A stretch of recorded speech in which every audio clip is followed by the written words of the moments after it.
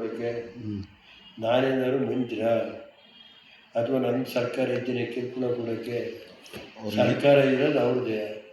ಅವತ್ತು ನಾನು ಏನು ನಡೆದಿತ್ತು ಅದನ್ನು ಒಬ್ಬ ಶಾಸಕನಾಗಿ ನನ್ನ ಕರ್ತವ್ಯ ನಿರ್ವಹಣೆ ಮಾಡಬೇಕಾದ ಕೆಲಸ. ಶಾಸಕನಿಗೆ ಹಕ್ಕುಚ್ಯುತಿ ಬಂದಾಗ ಏನು ಮಾಡಬೇಕಾಗತ್ತೆ? ನೀವೆಲ್ಲ ಇದ್ದಿರಿ, ಪತ್ರಿಕಾ ಸ್ನೇಹಿತರಿದ್ದರೆ, ನನಗೇನು ಪರ್ಸನಲ್ ಅಲ್ಲ.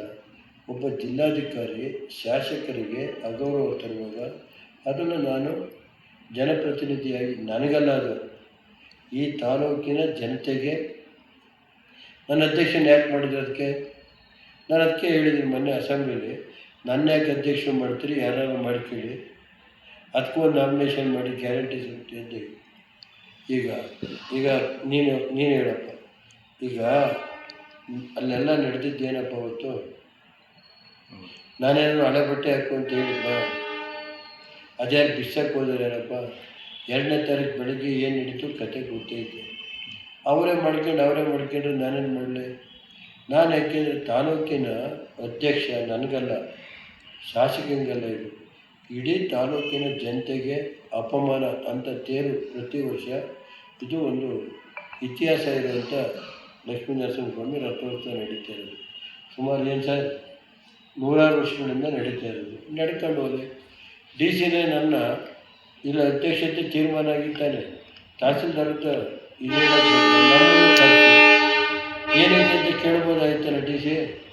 ಏನು ಸುರೇಶು, ಏನಾಯ್ತೆ ಮೀಟಿಂಗು, ತೀರ್ಮಾನ ಐತೆ, ನನಗೇನಪ್ಪ ಆಗ್ಬೇಕಾದ್ರೆ ಅಲ್ಲೇ ಸುರೇಶ್ ಹೇಳಿದ್ರಲ್ಲ ಅವತ್ತು ನಾನೇನಾಯ್ತು ಗೊತ್ತಾ? ಕೆಲವರು ಹೊರಗಡೆ ಅಲ್ಲೇ ನಿಂತಿದ್ರು, ಯಾರ್ಯಾರು ನಿಂತು ಅವ್ರ ಹೆಸರು ಹೇಳಕ್ಕೆ ಹೋಗೋಲ್ಲ. ಈಗ ಯಾರು ನೆನ್ನೆ ಹೇಳಿದ್ರು, ರಾಜು ಹೇಳಿದ್ರಲ್ಲ, ಅವರೆಲ್ಲ ಹೊರಗಡೆ ಅವತ್ತೇನಾದ್ರು ಮಾಡಿ ಗಲಾಟೆ ಮಾಡಿಸ್ಬೇಕು ಅನ್ನೋ ಒಂದು ಭಾವನೆ. ನಿಮಗೆ ಗೊತ್ತಲ್ಲ ಸುರೇಶು,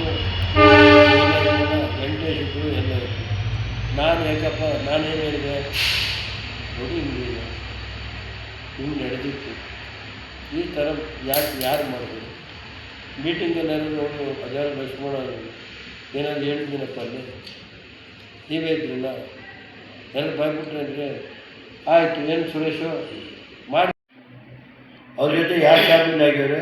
ಅಲ್ಲ, ಈಗಲೇ ಹೇಳ್ಬಿಟ್ರೆ ಒಳ್ಳೆಯದು, ಎಲೆಕ್ಷನ್ ಟೈಮನ್ನು ಅಲ್ಲ. ಅದಾದಮೇಲೆ ಹೇಳಪ್ಪ ಸುರೇಶು, ನನಗೇನು ಗೊತ್ತಪ್ಪ? ಅವ್ರನ್ನೇ ಕೇಳಿ. ಹಾಸನದಲ್ಲಿ ಯಾರು ಲೇಔಟ್ ಮಾಡ್ತಾವ್ರೆ, ನೀವು ಕೇಳ್ತೀವಿ ಹಾಸನ ಪತ್ರಿಕೆಯಲ್ಲಿ. ನನಗೇನು ನೋಡಪ್ಪ, ಒಳ್ಳೆ ಕೆಲಸ ಮಾಡಬೇಕು ಅಧಿಕಾರಿಗಳು, ಅಷ್ಟೇ ಬೇಕಾಗಿರೋದು. ನಾನು ಡಿ ಸಿ ಆಫೀಸು ಮಾಡಲಿ, ಒಳ್ಳೆಯದು ಜನಕ್ಕೆ, ಬಡವರಿಗೆ. ನನಗೇನು ಕೇಳಿ ಮಾಡಿ ಅಂತ ನಾವು ಹೇಳ್ತೀವಿ. ಈಗ ಹಾಸನ ಹಬ್ಬ ಜಾತ್ರೆ ಮಾಡಿದ್ರಪ್ಪ, ಲೋಕಾಯುಕ್ತ ತನಿಖೆ ನಡೀತಾ ಇಲ್ವಾ? ಯಾರಿಗೂ ಬೇಕಾದ್ರೆ ಕಂಟ್ರಾಕ್ಟ್ ಕೊಟ್ಟವೆ ಅಂತ.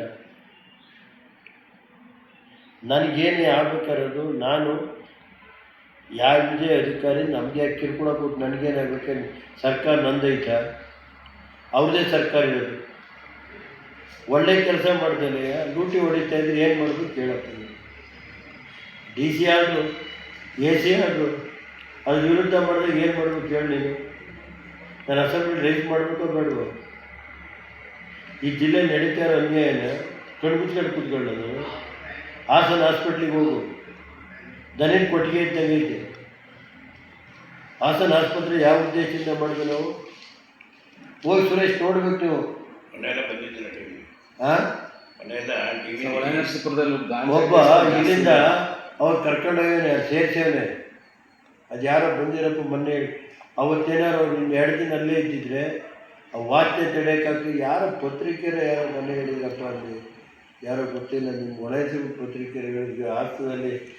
ನಿಮ್ಮ ಎತ್ತರಪ್ಪ ಇಲ್ಲಿ ಇವನಪ್ಪ ಮರ್ತುಬಿಟ್ಟೆ, ನಿಮ್ಮ ಕಾಂಪೌಂಡರ್ ಆಗಿದ್ದಲ್ಲಪ್ಪ ಇದರಲ್ಲಿ ಕನ್ನಡ ಸಾಹಿತ್ಯ ಪರಿಷತ್ ಅಧ್ಯಕ್ಷ ಅವ್ನು ಹೇಳ್ತಿದ್ದೆ ಸೇರಿಸಿ ನಿಮ್ಸಲ್ಲಿ ಏನು ಅನುಭವಿಸಿದಂತ ಆಮೇಲೆ ತಾಬು ನೀವು ಸೇರಿಸ್ತೆ ಅಂತ ಬಂದು ಬಡ್ಕೊತಾ ಇದ್ದಾರೆ. ಅಲ್ಲ, ಪ್ರೆಸ್ ಮೀಟ್ ಮಾಡ್ತೀನಿ ಹೇಳೋರು ಅವರು. ಪ್ರೆಸ್ ಮೀಟ್ ಮಾಡ್ತೀನಿ ಹಾಸನದಲ್ಲಿ ಅಂತ. ಯಾರು ಅದು ಗೊತ್ತಿಲ್ಲ ನನಗೆ.